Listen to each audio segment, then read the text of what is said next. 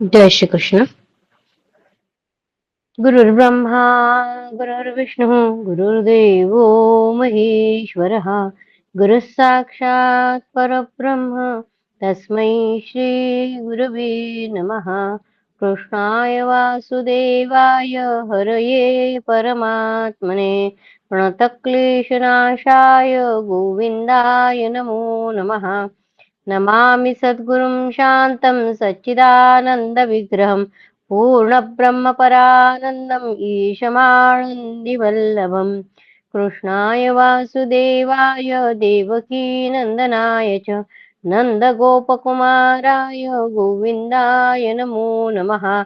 नमः पङ्कजनाभाय नमः पङ्कजमालिने नमः पङ्कजनेत्राय नमस्ते पङ्कजाङ्घ्रे।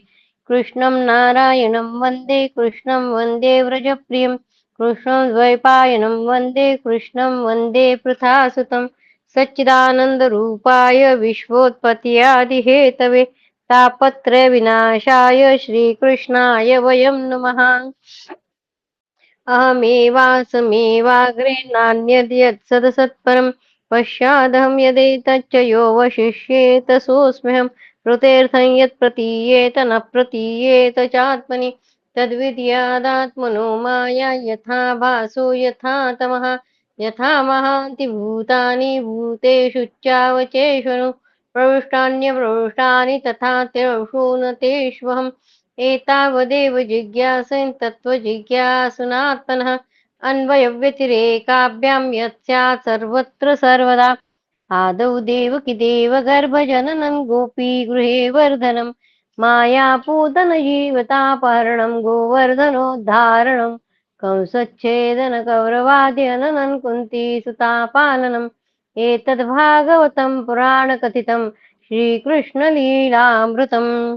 जन्मान्द्यस्य यतोऽन्वयादितरतश्चार्थेष्वभिज्ञस्वराट् तेने ब्रह्महृदाय आदिकवये मुह्यन्ति यत्सूरयः तेजो वारिमृदां यथा विनिमयो यत्र त्रिसर्गो मृषा धाम्ना स्वेन सदा निरस्तकुहकं सत्यं परं धीमहि धर्मप्रोजितकैतवोऽत्र परमो निर्मत्सराणां सताम् वेद्यं वास्तवमत्र वस्तु शिवदं तापत्रयोन्मूलनं श्रीमद्भागवते महामुनिकृते किं वा परैरीश्वरः सद्यो हृद्यवरुध्यतेऽत्र कृतिभिः शुश्रूषुभिस्तत्क्षणात् निगमकल्पतरोर्गलितं फलं शुकमुखादमृतद्रवसंयुतं पिबत भागवतं रसमालयम् मुहुरहो रसिका भुवि भावुकाः। ॐ नमो भगवते वासुदेवाय। ॐ नमो भगवते वासुदेवाय। जय श्री कृष्ण। अथ षड्विंशोऽध्यायः। नंद बाबा से गोपों की श्री कृष्ण के प्रभाव के विषय में बातचीत। श्री सुखदेव जी कहते हैं, परीक्षित, व्रज के गोप भगवान श्री कृष्ण के ऐसे अलौकिक कर्म देखकर बड़े आश्चर्य में पड़ गए। उन्हें भगवान की अनंत शक्ति का तो पता था नहीं। वे इकट्ठे होकर आपस में इस प्रकार कहने लगे, इस बालक के ये कर्म बड़े अलौकिक है। इसका हमारे जैसे गवार ग्रामीणों में जन्म लेना तो इसके लिए बड़ी निंदा की बात है। यह भला कैसे उचित हो सकता है? जैसे गजराज कोई कमल उखाड़कर उसे ऊपर उठा ले और धारण करे, वैसे ही इस नन्हे से 7 वर्ष के बालक ने एक ही हाथ से गिरिराज गोवर्धन को उखाड़ लिया और खेल खेल में 7 दिनों तक उठाए रखा। यह साधारण मनुष्य के लिए भला कैसे संभव है? जब यह नन्हा सा बच्चा था, उस समय बड़ी भयंकर राक्षसी पूतना आई और इसने आंखें बंद किए किए ही उसका स्तन तो पिया, पर प्राण भी पी डाले। ठीक वैसे ही जैसे काल शरीर की आयु को निगल जाता है। जिस समय यह केवल 3 महीने का था और छकड़े के नीचे सोकर रो रहा था, उस समय रोते रोते इसने ऐसा पाँव उछाला कि उसकी ठोकर से वह बड़ा बड़ा भारी छकड़ा उलटकर गिर ही पड़ा। उस समय तो यह 1 ही वर्ष का था जब दैत्य बवंडर के रूप में इसे बैठे-बैठे आकाश में उड़ा ले गया था। तुम सब जानते ही हो कि इसने तृणावर्त दैत्य को गला घोंटकर मार डाला। उस दिन की बात तो सभी जानते हैं कि माखन चोरी करने पर यशोदा रानी ने इसे उखल से बांध दिया था। यह घुटनों के बल बकैया खींचते-खींचते उन दोनों विशाल अर्जुन वृक्षों के बीच में से निकल गया और उन्हें उखाड़ ही डाला। जब यह ग्वाल बाल और बलराम जी के साथ बछड़ों को चराने के लिए वन में गया हुआ था, उस समय इसको मार डालने के लिए एक दैत्य बगुले के रूप में आया और इसने दोनों हाथों से उसके दोनों ठोर पकड़कर उसे तिनकी की तरह चीर डाला। अब तक भगवान ने कौन सी लीलाएं की है, वह सब आपस में गोप जो है वो बातचीत कर रहे। जिस समय इसको मार डालने की इच्छा से एक दैत्य बछड़े के रूप में बछड़ों के झुंड में घुस गया था, उस समय इसने उस दैत्य को खेल ही खेल में मार डाला और उसे कैथ के पेड़ों पर पटक कर उन पेड़ों को भी गिरा दिया। इसने बलराम जी के साथ मिलकर गधे के रूप में रहने वाले धेनुकासुर और उसके भाई बंधुओं को भी मार डाला और पके हुए फलों से पूर्ण तालवन को सबके लिए उपयोगी और मंगलमय बना दिया। इसने बलशाली बलराम जी के द्वारा क्रूर प्रलंबासुर को मरवा डाला तथा दावानल से गौओं और ग्वाल बालों को उबार लिया। यमुना जल में रहने वाला कालीय नाग कितना विषैला था, परंतु इसने उसका भी मान मर्दन कर उसे बलपूर्वक दह से निकाल दिया और यमुना जी का जल सदा के लिए विष रहित अमृतमय बना दिया। नंद जी, हम यह भी देखते हैं कि तुम्हारे इस सावले बालक पर हम सभी व्रजवासियों का अनंत प्रेम है और इसका भी हम पर स्वाभाविक ही स्नेह है। क्या आप बतला सकते हैं कि इसका क्या कारण है?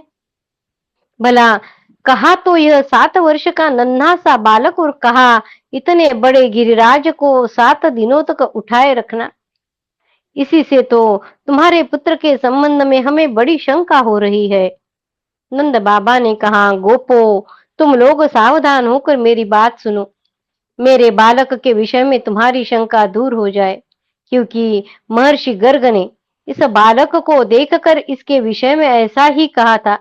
महर्षि गर्ग जब उनका नामकरण करने के लिए जब आए थे, तब उन्होंने उनका भविष्य भी बताया था। इसलिए नंद बाबा कह रहे हैं, तुम्हारा यह बालक प्रत्येक युग में शरीर ग्रहण करता है। क्या बताया था उस वक्त गर्ग जी ने? तुम्हारा यह बालक प्रत्येक युग में शरीर ग्रहण करता है। विभिन्न युगों से इसने श्वेत, रक्त, पीत के भिन्न भिन्न रंग स्वीकार किए हैं। इस बार यह कृष्ण वर्ण हुआ है। भगवान का रंग कृष्ण है इस बार। नंद जी, यह तुम्हारा पुत्र पहले कहीं वसुदेव के घर भी पैदा हुआ था, यह भी बात गर्ग जी ने बताई है। इसलिए इस रहस्य को जानने वाले लोग इसका नाम श्रीमान वासुदेव है ऐसा कहते हैं। तुम्हारे पुत्र के गुण और कर्मों के अनुरूप और भी बहुत से नाम हैं तथा बहुत से रूप मैं तो उन नामों को जानता हूं, परंतु संसार के साधारण लोग नहीं जानते हैं। यह तुम लोगों का परम कल्याण करेगा। समस्त गोप और गौओं का यह बहुत ही आनंदित करेगा। इसकी सहायता से तुम लोग बड़ी बड़ी विपत्तियों को बड़ी सुगमता से पार कर लोगे। ब्रजराज, पूर्व काल में एक बार पृथ्वी में कोई राजा नहीं रह गया था। डाकुओं ने चारों ओर लूट खसोट मचा रखी थी। तब तुम्हारे इसी पुत्र ने सज्जन पुरुषों की रक्षा की और इससे बल पाकर उन लोगों ने लुटेरों पर विजय प्राप्त की। नंद बाबा, जो तुम्हारे इस सावले शिशु से प्रेम करते हैं वे बड़े भाग्यवान हैं। ये सब गर्ग जी कह रहे थे नंद बाबा से। जो तुम्हारे इस सावले शिशु से प्रेम करते हैं वे बड़े भाग्यवान हैं। जैसे विष्णु भगवान के कर कमलों की छत्र छाया में रहने वाले देवताओं को असुर नहीं जीत सकते, वैसे ही इससे प्रेम करने वालों को भीतरी या बाहरी किसी भी प्रकार के शत्रु नहीं जीत सकते। गर्ग जी कह रहे हैं कि तुम्हारे इस शिशु से जो प्रेम करते वो भाग्यवान है। और क्यों है? क्योंकि जैसे कि भगवान के छत्र छाया में आने पर देवताओं को असुर नहीं जीत सकते, वैसे ही इस बालक से प्रेम करने वाले जो है, वो भीतरी या बाहरी किसी भी प्रकार के शत्रु नहीं जीत सकते। नंद जी चाहे जिस दृष्टि से देखे, गुण से, ऐश्वर्य से, सौंदर्य से, कीर्ति से और प्रभाव से, तुम्हारा बालक स्वयं भगवान नारायण के ही समान है। अतः इस बालक के अलौकिक कार्यों को देखकर आश्चर्य न करना चाहिए। गोपो, मुझे स्वयं गर्गाचार्य जी यह आदेश देकर अपने घर चले गए। तब से मैं अलौकिक और परम सुखद कर्म करने वाले इस बालक को भगवान नारायण का ही अंश मानता हूँ। जब ब्रजवासियों ने नंद बाबा के मुख से गर्ग जी की यह बात सुनी, तब उनका विस्मय जाता रहा, क्योंकि अब वे अमित तेजस्वी श्री कृष्ण के प्रभाव को पूर्ण रूप से देख और सुन चुके थे। आनंद में भरकर उन्होंने नंद बाबा और श्री कृष्ण की भूरी भूरी प्रशंसा की। जिस समय अपना यज्ञ भंग हो जाने के कारण इंद्र क्रोध के मारे आग बबूला हो गए थे और मूसलाधार वर्षा करने लगे थे, उस समय वज्रपात, ओलों की बौछार और प्रचंड आंधी से स्त्री, पुरुष तथा ग्वाले अत्यंत पीड़ित हो गए थे। अपनी शरण में रहने वाले व्रजवासियों की यह दशा देखकर भगवान का हृदय करुणा से भर आया, परंतु फिर एक नई लीला करने के विचार से वे तुरंत ही मुस्कुराने लगे। जैसे कोई नन्हा सा निर्बल बालक खेल खेल में ही बरसाती छत्ते का पुष्प उखाड़ दे, वैसे ही उन्होंने एक हाथ से ही गिरिराज गोवर्धन को उखाड़कर धारण कर लिया और सारे व्रज की रक्षा की। इंद्र का मद चूर करने वाले ही वे ही भगवान गोविंद हम पर प्रसन्न हो। इति श्रीमद्भागवते महापुराणे पारमहंस्यां संहितायां दशमस्कन्धे पूर्वार्धे षड्विंशोऽध्यायः। कृष्णाय वासुदेवाय हरये परमात्मने प्रणतक्लेशनाशाय गोविन्दाय नमो नमः। ॐ नमो भगवते वासुदेवाय। ॐ नमो भगवते वासुदेवाय। अथ सप्तविंशोऽध्यायः। श्री कृष्ण का अभिषेक। श्री शुकदेव जी कहते हैं, परीक्षित, जब भगवान श्री कृष्ण ने गिरिराज गोवर्धन को धारण करके मूसलाधार वर्षा से व्रज को बचा लिया, तब उनके पास गोकुल के कामधेनु यानी बधाई देने के लिए और स्वर्ग से देवराज इंद्र अपने अपराध को क्षमा कराने के लिए आए। भगवान का तिरस्कार करने के कारण इंद्र बहुत ही लज्जित थे, इसलिए उन्होंने एकांत स्थान में भगवान के पास जाकर अपने सूर्य के समान तेजस्वी मुकुट से उनके चरणों का स्पर्श किया। इंद्र ने भगवान के चरणों का स्पर्श किया। भगवान की आयु 7-8 साल की है। परम तेजस्वी भगवान श्री कृष्ण का प्रभाव देख सुनकर इंद्र का यह घमंड जाता रहा कि मैं ही तीनों लोकों का स्वामी हूँ।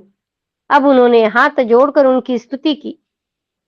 इंद्र ने कहा, भगवान, आपका स्वरूप परम शांत, ज्ञानमय, रजोगुण और तमोगुण से रहित एवं शुद्ध अप्राकृत सत्वमय है। यह गुणों के प्रवाह रूप से प्रतीत होने वाला प्रपंच केवल मायामय है, क्योंकि आपका स्वरूप न जानने के कारण ही आप में इसकी प्रतीति होती है।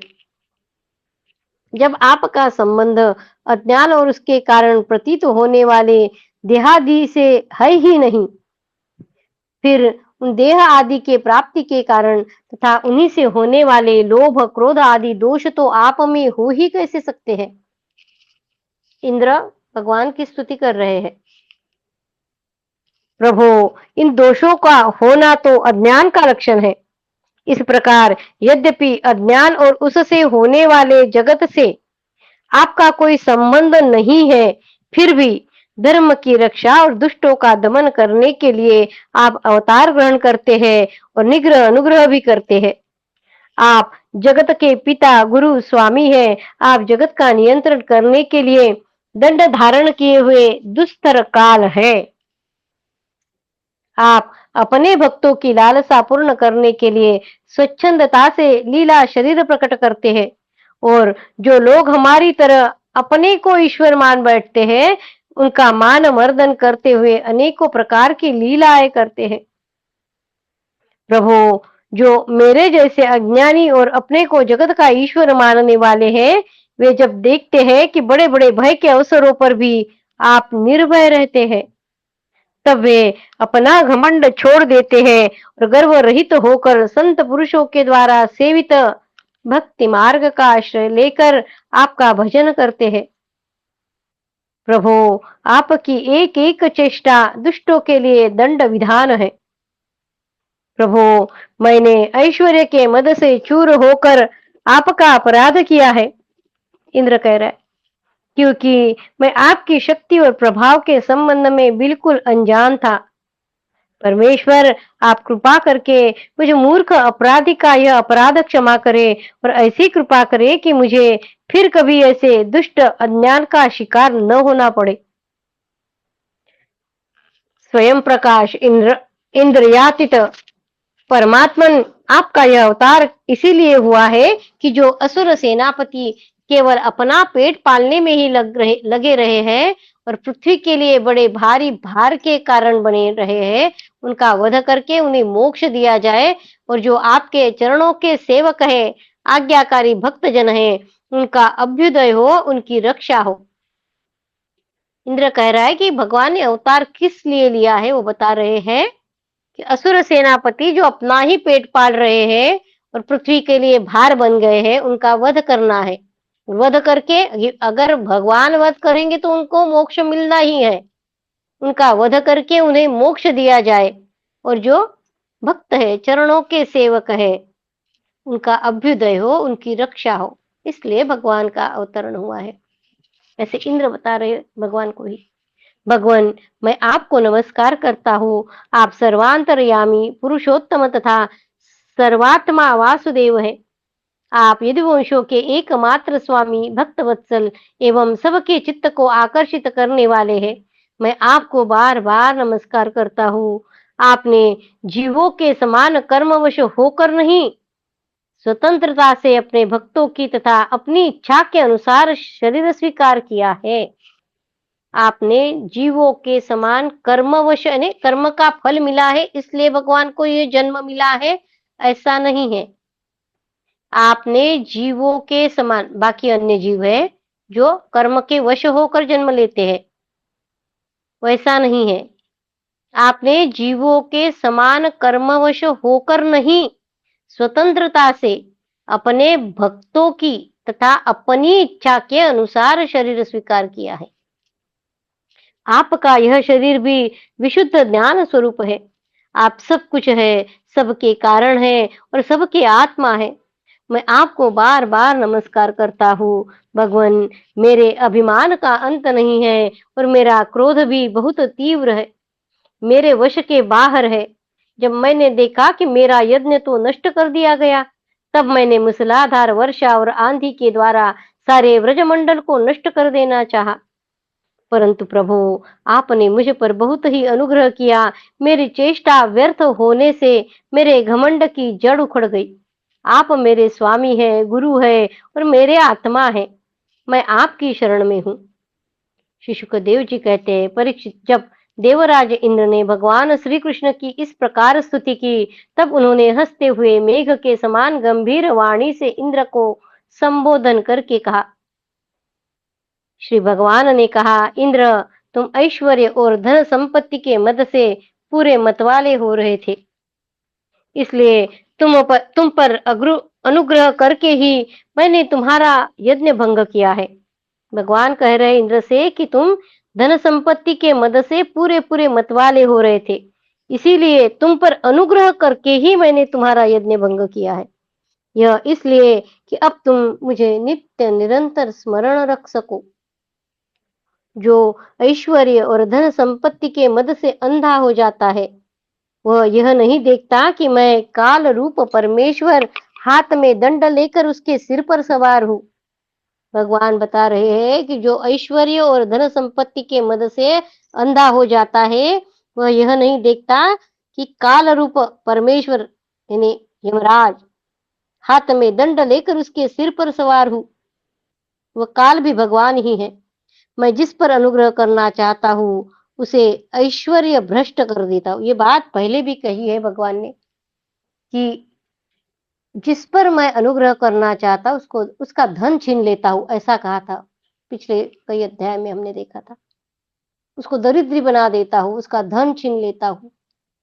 ये अनुग्रह है भगवान का, उसका धन छीन लेना, कि वो धन के कारण ही वो बाकी सारे मोहों में फंसता रहता है, बाकी विवंचना में वो चला जाता है। अगर धन ही नहीं रहेगा तो उसके पास ज्यादा चिंता नहीं रहेगी, भगवान के पास ज्यादा जुड़ जाएगा। ये अनुग्रह है भगवान का। भगवान कह रहे हैं कि मैं जिस पर अनुग्रह करना चाहता हूँ उसे ऐश्वर्य भ्रष्ट कर देता हूँ। इंद्र, तुम्हारा मंगल हो। अब तुम अपनी राजधानी अमरावती में जाओ और मेरी आज्ञा का पालन करो। अब कभी घमंड न करना, नित्य निरंतर मेरी सन्निधि का, मेरे संयोग का अनुभव करते रहना और अपने अधिकार के अनुसार उचित रीति से मर्यादा का पालन करना। परीक्षित, भगवान इस प्रकार आज्ञा दे ही रहे थे कि मनस्वी कामधेनु ने अपनी संतानों के साथ गोप वेशधारी परमेश्वर श्री कृष्ण की वंदना की और उनको संबोधित करके कहा। कामधेनु ने कहा, सच्चिदानंद स्वरूप श्री कृष्ण, आप महायोगी योगेश्वर है। आप स्वयं विश्व है और विश्व के परम कारण है। अच्युत अच्युत है, संपूर्ण विश्व के स्वामी। आपको अपने रक्षक के रूप में प्राप्त कर हम सनाथ हो गई है। संपूर्ण विश्व के स्वामी आपको अपने रक्षक के रूप में प्राप्त कर हम सनाथ हो गई है, कामधेनु कह रही है। आप जगत के स्वामी हैं, परंतु हमारे तो परम पूजनीय आराध्य देव ही है। प्रभु, इंद्र त्रिलोकी के इंद्र हुआ करे, परंतु हमारे इंद्र तो आप ही है। अतः आप ही गौ, ब्राह्मण, देवता और साधु जनों की रक्षा के लिए हमारे इंद्र बन जाइए। हम हम गौए ब्रह्मा जी के प्रेरणा से आपको अपना इंद्र मानकर अभिषेक करेंगी। विश्वात्मन, आपने पृथ्वी का भार उतारने के लिए ही अवतार धारण किया है। श्री शुकदेव जी कहते हैं, परीक्षित, भगवान श्री कृष्ण से ऐसा कहकर कामधेनु ने अपने दूध से और देव माताओं की प्रेरणा से देवराज इंद्र ने ऐरावत की सूंड के द्वारा लाए हुए आकाश गंगा के जल से देवर्षियों के साथ यदुनाथ श्री कृष्ण का अभिषेक किया और उन्हें गोविंद नाम से संबोधित किया। यह भगवान का नाम गोविंद हुआ है। उस समय वहां नारद, तुम्बरु आदि गंधर्व, विद्याधर, सिद्ध और चारण पहले से ही आ गए थे। वे समस्त संसार के पाप ताप को मिटा देने वाले भगवान के लोक मलाप यश का गान करने लगे और अप्सराएं आनंद से भरकर नृत्य करने लगी। मुख्य मुख्य देवता भगवान की स्तुति करके उन पर नंदनवन के दिव्य पुष्पों की वर्षा करने लगे। तीनों लोकों में परमानंद की बाढ़ आ गई। गौओं के स्तनों से अपने आप ही इतना दूध गिरा कि पृथ्वी गीली हो गई। नदियों में विविध रसों की बाढ़ आ गई। वृक्षों से मधुधारा बहने लगी। बिना जोते बोए पृथ्वी में अनेक प्रकार की औषधियां, अन्न पैदा हो गए। पर्वतों में छिपे हुए मणिमाणिक्य स्वयं ही बाहर निकल आए। परीक्षित, भगवान श्री कृष्ण का अभिषेक होने पर जो जीव स्वभाव से ही क्रूर है वे भी वैरहीन हो गए, उनमें भी परस्पर मित्रता हो गई। इंद्र ने इस प्रकार गौ और गोकुल के स्वामी श्री गोविंद का अभिषेक किया और उनसे अनुमति प्राप्त होने पर देवता, गंधर्व आदि के साथ स्वर्ग की यात्रा की। इति श्रीमद्भागवते महापुराणे पारमहंस्यां संहितायां दशमस्कन्धे पूर्वार्धे इन्द्रस्तुतिर्नाम सप्तविंशोऽध्यायः। कृष्णाय वासुदेवाय हरये परमात्मने प्रणतक्लेशनाशाय गोविन्दाय नमो नमः। ॐ नमो भगवते वासुदेवाय। ॐ नमो भगवते वासुदेवाय। अथाष्टाविंशोऽध्यायः। वरुण लोक से नंद जी को छुड़ा कर लाना।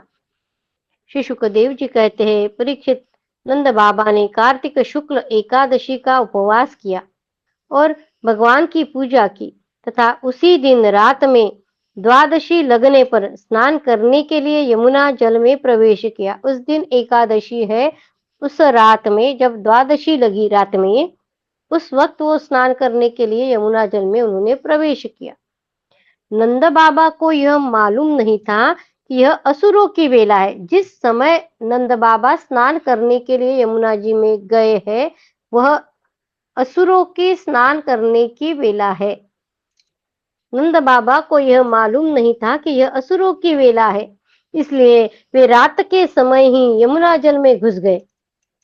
उस समय वरुण के सेवक एक असुर ने उन्हें पकड़ लिया और वह अपने स्वामी के पास ले गया।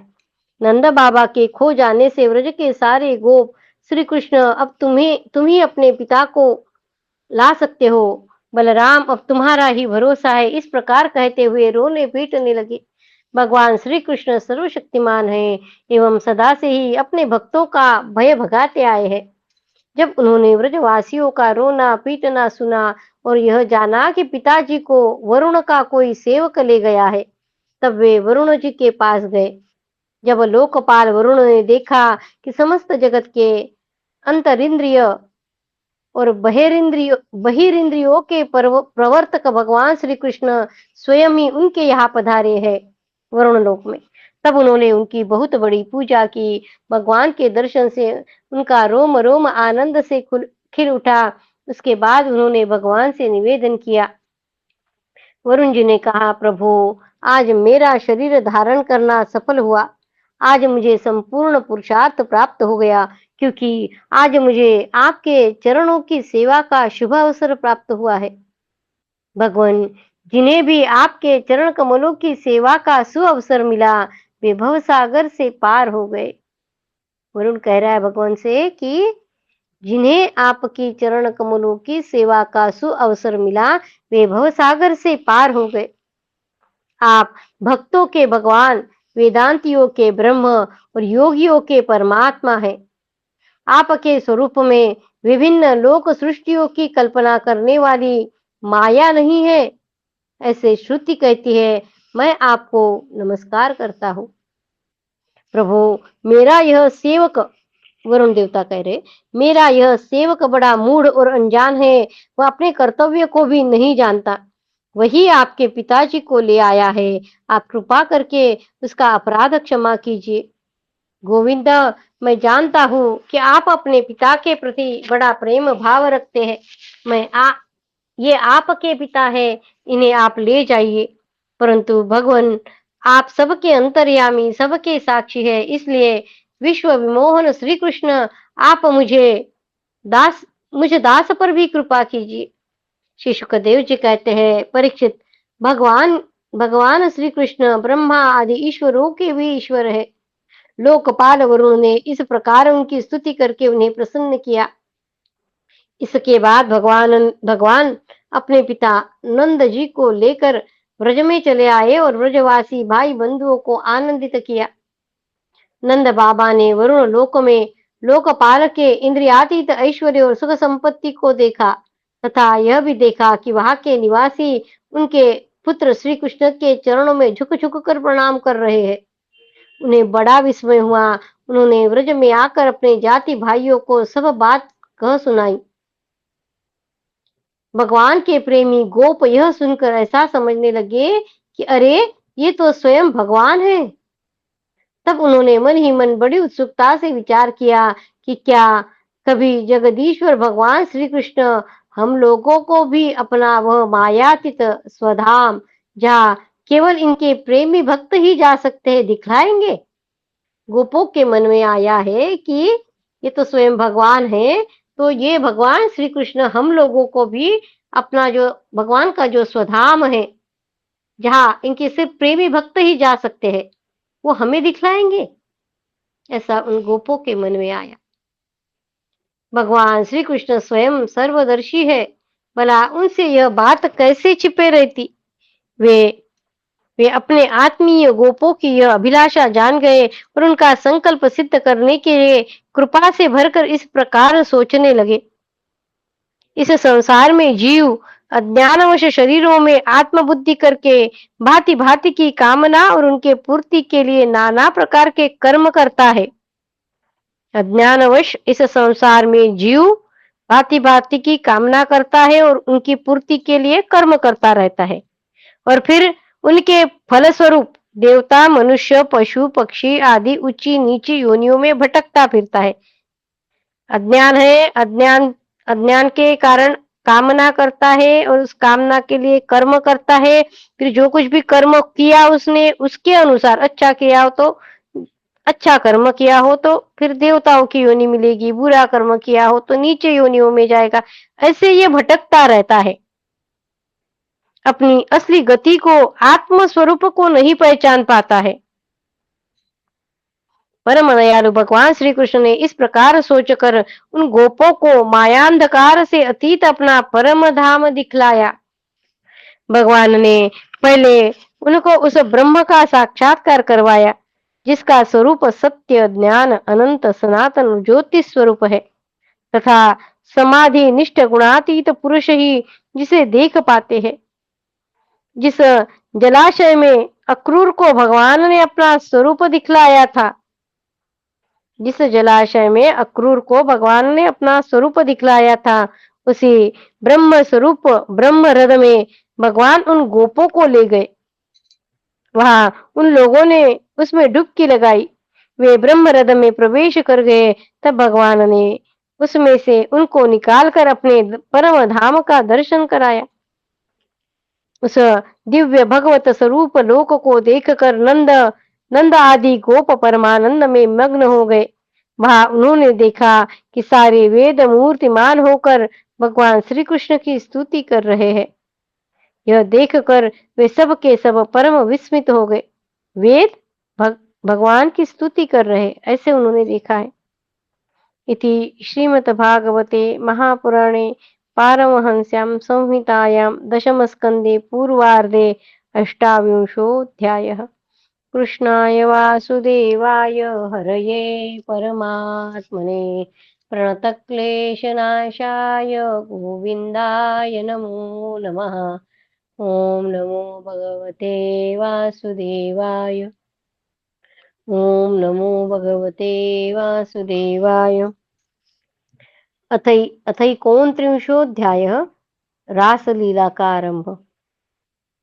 श्री सुखदेव जी कहते हैं, परीक्षित, शरद ऋतु थी, उसके कारण बेला, चमेली आदि सुगंधित पुष्प खिलकर महक रहे थे। भगवान ने चीरहरण के समय गोपियों को जिन रात्रियों का संकेत किया था, वे सब की सब पुंजीभूत होकर एक ही रात्रि के रूप में उल्लासित हो रही थी। भगवान ने उन्हें देखकर दिव्य बनाया।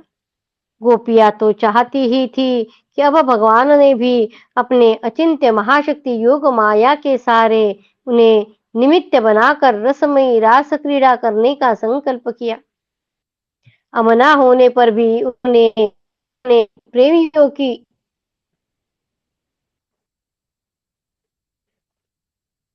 अमना होने पर भी उन्होंने अपने प्रेमियों की इच्छा पूर्ण करने के लिए मन स्वीकार किया। यानी भगवान को भी कुछ मन है, ऐसे हमने अमना बोला है यहाँ पे।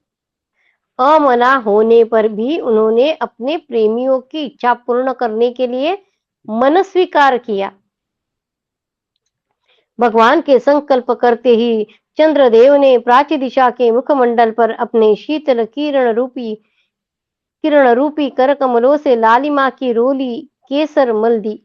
जैसे बहुत दिनों के बाद अपनी प्राणप्रिया पत्नी के पास आकर उसके प्रियतम पति ने उसे आनंदित करने के लिए ऐसा किया हो।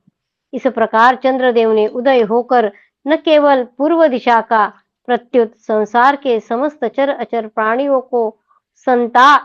का संताप जो दिन में शरतकालीन प्रखर सूर्य रश्मियों के कारण बढ़ गया था, वो दूर कर दिया। उस दिन चंद्रदेव का मंडल अखंड था। पूर्णिमा की रात्रि थी। वे नूतन केशर के समान लाल लाल हो रहे थे। कुछ संकोच मिश्रित अभिलाषा से युक्त जान पड़ते थे चंद्रदेव। उनका मुखमंडल लक्ष्मी जी के समान मालूम हो रहा था। उनकी कोमल किरणों से सारा वन अनुराग के रंग में रंग गया था। वन के कोने-कोने में उन्होंने अपनी चांदनी के द्वारा अमृत का समुद्र उड़ेल दिया था। भगवान श्री कृष्ण ने अपने दिव्य उज्ज्वल रस के उद्दीपन की पूरी सामग्री उन्हें और उस वन को देखकर अपनी बांसुरी पर ब्रज सुंदरियों के मन को हरण करने वाली काम बीज क्लिंग की अस्पष्ट एवं मधुर तान छेड़ी। भगवान का वह वंशवादन भगवान के प्रेम को, उनके मिलने की लालसा को अत्यंत उकसाने वाला, बढ़ाने वाला था। यो तो श्याम सुंदर ने पहले से ही गोपियों के मन को अपने वश में कर रखा था। अब तो उनके मन की सारी वस्तुएं यानी भय, संकोच, धैर्य, मर्यादा आदि की वृत्तियां भी छीन ली। वंश ध्वनि सुनते ही उनकी विचित्र गति हो गई। जिन्होंने एक साथ साधना की थी श्री कृष्ण को पति रूप में प्राप्त करने के लिए, वे गोपियां भी एक दूसरे को सूचना न देकर, यहाँ तक कि एक दूसरे से अपनी चेष्टा को छिपा कर जहाँ वे थे वहां के लिए चल पड़ी। वे इतने वेग से चली थी कि उनके कानों के कुंडल झोंके खा रहे थे। वंश ध्वनि सुनकर जो गोपियां दूध दूह रही थी, वे अत्यंत उत्सुकतावश दूध दोहना छोड़कर चल पड़ी। जो चूल्हे पर दूध औटा रही थी, वे उफनता हुआ दूध छोड़कर, और जो लपसी पका रही थी, वो पकी हुई लपसी बिना उतारे ही जो के तो छोड़कर चल दी। जो भोजन परोस रही थी, वे परोसना छोड़कर, जो छोटे बच्चों को दूध पिला रही थी, वो दूध पिलाना छोड़कर, जो पतियों की सेवा शुश्रूषा कर रही थी, वे सेवा शुश्रूषा छोड़कर, और जो स्वयं भोजन कर रही थी, वे भोजन करना छोड़कर अपने कृष्ण प्यारे के पास चल पड़ी। कोई कोई गोपी अपने शरीर में अंगराग, चंदन और उबटन लगा रही थी, और कुछ आंखों में अंजन लगा रही थी। वे उन्हें छोड़कर तथा उल्टे पलटे वस्त्र धारण करके श्री कृष्ण के पास पहुंचने के लिए चल पड़ी। पिता और पतियों ने, भाई और जाति बंधुओं ने उन्हें रोका, उनकी मंगलमयी प्रेम यात्रा में विघ्न डाला, परंतु वे इतनी मोहित हो गई थी कि रोकने पर भी न रुकी, न रुक सकी। रुकती कैसे? विश्व विमोहन श्री कृष्ण ने उनके प्राण, मन और आत्मा सब कुछ अपहरण जो कर लिया था। उस समय कुछ गोपियां घरों के भीतर थी, उन्हें बाहर निकलने का मार्ग ही न मिला। कुछ तो चली गई है, पर कुछ घर में ही रह गई। तब उन्होंने अपने नेत्र मुंद लिए, जो घर में रह गई हो, तब उन्होंने अपने नेत्र मुंद लिए और बड़ी तन्मयता से श्री कृष्ण के सौंदर्य, माधुर्य और लीलाओं का ध्यान करने लगी। अपने परम प्रियतम श्री कृष्ण के असह्य विरह की तीव्र वेदना से उनके हृदय में इतनी व्यथा, इतनी जलन हुई कि उनमें जो कुछ अशुभ संस्कारों का लेश मात्र अवशेष था, वह भस्म हो गया। उन गोपियों में जो अशुभ कुछ संस्कार थे, वो भी भगवान का ध्यान करके लेश हो गया, उसका भी वो भस्म हो गए। अशुभ संस्कार। इसके बाद तुरंत ही ध्यान लग गया। ध्यान में उनके सामने भगवान श्री कृष्ण प्रकट हुए। जो घर में रह गई है गोपियां, उनके बारे में बता रहे, उनके मन के बारे में। ध्यान में उनके सामने भगवान श्री कृष्ण प्रकट हुए। उन्होंने मन ही मन बड़े प्रेम से, बड़े आवेग से उनका आलिंगन किया। उस समय उन्हें इतना सुख, इतनी शांति मिली कि उनके सब के सब पुण्य के संस्कार एक साथ ही क्षीण हो गए। यद्यपि उनका उस समय श्री कृष्ण के प्रति जार भाव ही था, उनका श्री कृष्ण के प्रति जार भाव ही था, क्योंकि उनके पति घर में थे। तथापि कई सत्य वस्तु भी भाव की अपेक्षा रखती है। उन्होंने जिनका आलिंगन किया, चाहे किसी भी भाव से किया हो, वे स्वयं परमात्मा ही तो थे। इसलिए उन्होंने पाप और पुण्य रूप कर्म के परिणाम से बने हुए गुणमय शरीर का परित्याग कर दिया। भगवान की लीला में सम्मिलित होने के योग्य दिव्य अप्राकृत शरीर प्राप्त कर लिया। इस शरीर से भोगे जाने वाले कर्म बंध तो ध्यान के समय ही छिन्न भिन्न हो चुके थे। राजा परीक्षित ने पूछा, भगवान, गोपियाँ तो भगवान श्री कृष्ण को केवल अपना परम प्रियतम ही मानती थी। उनका उनमें ब्रह्म भाव नहीं था। इस प्रकार उनकी दृष्टि प्राकृत गुणों में ही आसक्त दिखती है। ऐसे स्थिति में उनके लिए गुणों के प्रवाह रूप इस संसार की निवृत्ति कैसे संभव हुई? ये जो संसार है उसकी निवृत्ति कर कर वो मन से गई है भगवान के पास, तो वो कैसे गई? संसार की निवृत्ति कैसे संभव हुई?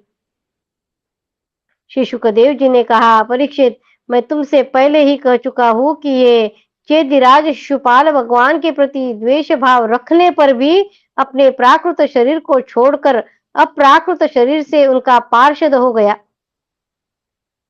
उदाहरण दे रहे हैं कि ये जो शिशुपाल था, जो भगवान से द्वेष रखता था, जब उसने अपने इस शरीर को छोड़ा, उसके बाद में वो भगवान का पार्षद हो गया। द्वेष करने वाले की भी ये गति है भगवान से। ऐसी स्थिति में जो समस्त प्रकृति और उसके गुणों से अतीत भगवान श्री कृष्ण की प्यारी है, उनसे अनन्य प्रेम करती है, ये गोपियां उन्हें प्राप्त हो जाए, इसमें कौन सी बड़ी आश्चर्य की बात है? वास्तव में भगवान प्रकृति संबंधी वृद्धि विनाश प्रमाण प्रमेय गुण गुणी भाव से रहित है। वे अचिंत्य अनंत अप्राकृत परम कल्याण स्वरूप गुणों के एकमात्र आश्रय है। उन्होंने यह जो अपने को तथा अपनी लीला को प्रकट किया है, उसका प्रयोजन केवल इतना ही है कि जीव उसके सहारे, किसके? भगवान के लीला के सहारे।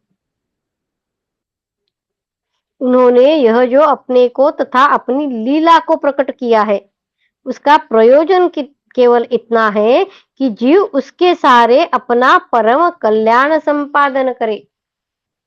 भगवान की कथाओं का स्मरण करके, भगवान के लीलाओं का स्मरण करके क्यों करना है ये सब? तो जीव उसके सहारे अपना परम कल्याण संपादन करे। इसलिए भगवान से केवल संबंध हो जाना चाहिए। यह वह संबंध चाहे जैसा हो, काम का हो, क्रोध का हो, भय का हो, स्नेह का हो, नातेदारी या सौहार्द का हो, चाहे जिस भाव से भगवान में नित्य निरंतर अपनी वृत्तियां जोड़ दी जाए, वे भगवान से जुड़ती है। इसलिए वृत्तियां भगवन्मय हो जाती है और उस जीव को भगवान की प्राप्ति होती है। इसलिए भगवान से केवल संबंध हो जाना चाहिए। यह संबंध चाहे जैसा हो, काम का हो, क्रोध का हो, यह हमने पहले भी देखा है, या भय का हो, स्नेह नातेदारी या सौहार्द का हो, चाहे जिस भाव से भगवान में नित्य निरंतर अपनी वृत्तियां जोड़ दी जाए, वे भगवान से ही जुड़ती है। इसलिए वृत्तियां भगवन्मय हो जाती है और उस जीव को भगवान की प्राप्ति होती है। परीक्षित, तुम्हारे जैसे परम भागवत भगवान का रहस्य जानने वाले भक्त को श्री कृष्ण के संबंध में ऐसा संदेह नहीं करना चाहिए। योगेश्वरों के भी ईश्वर अजन्मा भगवान के लिए भी ये कोई आश्चर्य की बात है? अरे, उनके संकल्प मात्र से, भवों के इशारों से सारे जगत का परम कल्याण हो सकता है। जब भगवान श्री कृष्ण ने देखा कि व्रज की अनुपम विभूतियां गोपियां मेरे बिल्कुल पास आ गई है, तब उन्होंने अपनी विनोद भरी वाक चातुरी से उन्हें मोहित करते हुए कहा, क्यों न हो, भूत भविष्य और वर्तमान काल के जितने व्यक्ता है, उतने में ही तो सर्वश्रेष्ठ है, उनमें वे ही तो सर्वश्रेष्ठ है। भगवान श्री कृष्ण ने कहा, महाभाग्यवती गोपियों, तुम्हारा स्वागत है। बतलाओ, तुम्हें प्रसन्न करने के लिए मैं कौन सा काम करूं? व्रज में तो सब कुशल मंगल है ना? कहो, इस समय यहाँ आने की क्या आवश्यकता पड़ गई? सुंदरी गोपियों, रात का समय है, यह स्वयं ही बड़ा भयावना होता है, रात का समय, और इसमें बड़े बड़े भयावने जीव जंतु इधर उधर घूमते रहते हैं। अतः तुम सब तुरंत व्रज में लौट जाओ। रात के समय घोर जंगल में स्त्रियों को नहीं रुकना चाहिए। तुम्हें न देखकर तुम्हारे माँ-बाप, पति-पुत्र और भाई-बंधु ढूँढ रहे होंगे। उन्हें भय में न डालो। तुम लोगों ने रंग-बिरंगी पुष्पों से लदे हुए इस वन की शोभा को देखा। पूर्ण चंद्रमा की कोमल रश्मियों से यह रंगा हुआ है, मानो उन्होंने अपने हाथों चित्रकारी की हो। और यमुना जी के जल का स्पर्श करके बहने वाले शीतल समीर की मंद मंद गति से हिलते हुए ये वृक्षों के पत्ते तो इस वन की शोभा को और भी बढ़ा रहे हैं। परंतु अब तो तुम लोगों ने यह सब कुछ देख लिया ना। अब देर मत करो, शीघ्र से शीघ्र व्रज में लौट जाओ। तुम लोग कुलीन स्त्री हो और स्वयं भी सती हो। जाओ, अपने पतियों की सेवा शुश्रूषा करो। देखो, तुम्हारे घर के नन्हे नन्हे बच्चे और गौओं के बछड़े रो रहे हैं, रंभा रहे हैं। उन्हें दूध पिलाओ, गौओं को दूहो। अथवा यदि मेरे प्रेम से परवश होकर तुम लोग यहाँ आई हो, तो इसमें कोई अनुचित बात नहीं है। यह तो तुम्हारे योग्य ही है, क्योंकि जगत के पशु पक्षी तक मुझसे प्रेम करते हैं, मुझे देखकर प्रसन्न होते हैं। कल्याणी गोपियों, स्त्रियों का परम धर्म यही है कि वे पति और उसके भाई बंधुओं की निष्कपट भाव से सेवा करे और संतान का पालन पोषण करे। भगवान बता रहे गोपियों को कि स्त्रियों का परम धर्म यही है कि वे पति और उसके भाई बंधुओं की निष्कपट भाव से सेवा करे और संतान का पालन पोषण करे।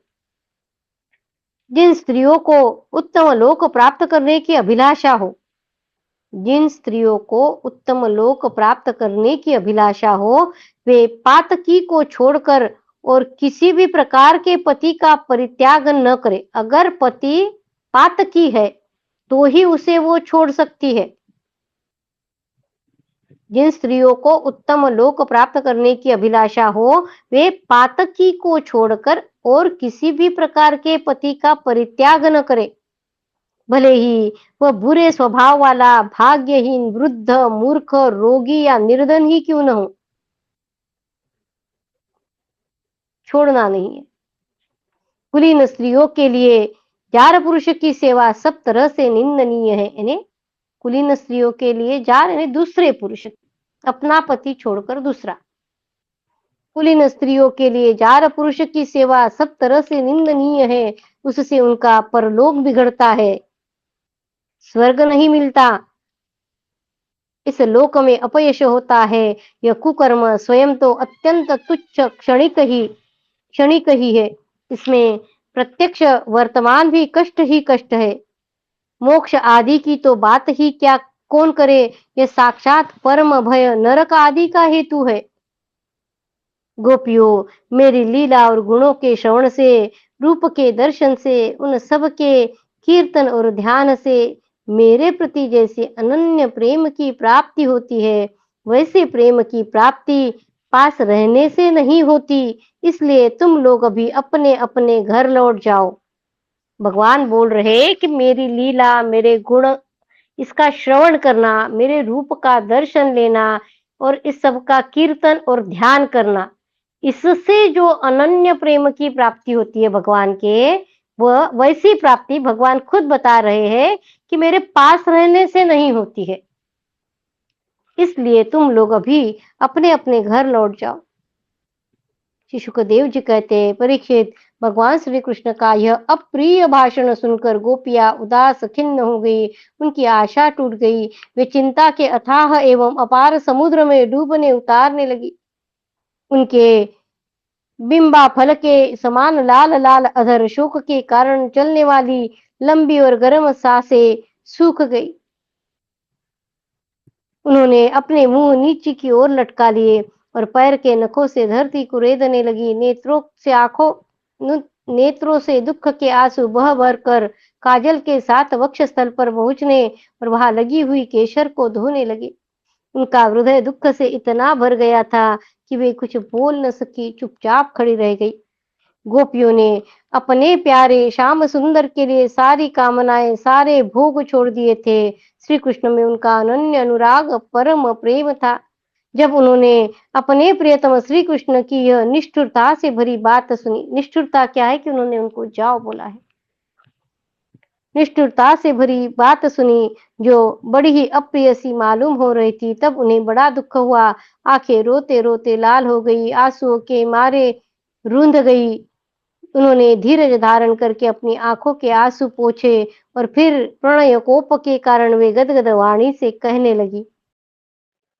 भवे यथा भक्तिः पादयोस्तव जायते, तथा कुरुष्व देवेश नाथस्त्वं नो यतः प्रभो।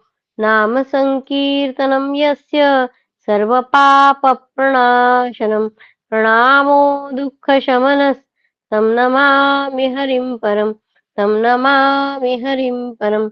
त्वदीयं वस्तु गोविन्द तुभ्यमेव समर्पये, तेन त्वदङ्घ्रिकमले रतिं मे यच्छ शाश्वतीम्। ॐ पूर्णमिदं पूर्णात् पूर्णमुदच्यते, पूर्णस्य पूर्णमादाय पूर्णमेवावशिष्यते। ॐ शान्ति शान्ति शान्तिः। हरि ओम तत्सत्। श्रीकृष्णार्पणमस्तु। श्रीगुरुभ्यो नमः। ज्ञानेश्वर मां। जय श्री कृष्ण।